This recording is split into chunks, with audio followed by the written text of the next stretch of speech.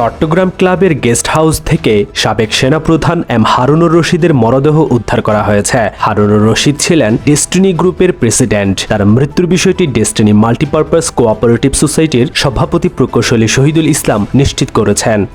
চট্টগ্রামে শেষ ২৪ ঘন্টায় ডেঙ্গু আক্রান্ত হয়ে ২ জন মারা গেছেন। আজ সোমবার বিকেলে সিভিল সার্জন কার্যালয় থেকে পাঠানো প্রতিবেদনে এই তথ্য নিশ্চিত করা হয়। একই সময়ে নতুন করে আরও ১৯ জন ডেঙ্গুতে আক্রান্ত হয়েছেন। চট্টগ্রাম নগরের ভাঙা ও ক্ষতিগ্রস্ত সড়ক দ্রুত সংস্কারের নির্দেশ দিয়েছেন মেয়র ডক্টর শাহাদত হোসেন। চট্টগ্রামের বন্দর থানার ধূপপুল এলাকায় প্রেমিকার সঙ্গে কথা কাটাকাটির জেরে আত্মহত্যা করেছেন এক যুবক। আনোয়ারা উপজেলায় বিদ্যুৎস্পৃষ্ট হয়ে মনির হোসেন নামের এক কিশোরের মৃত্যু হয়েছে। দিবাগত রাত ১২টার দিকে উপজেলার রায়পুর ইউনিয়নের ৬ নম্বর ওয়ার্ড এলাকার সাহার বানুর বাপের বাড়ির এলাকায় এই ঘটনা ঘটে।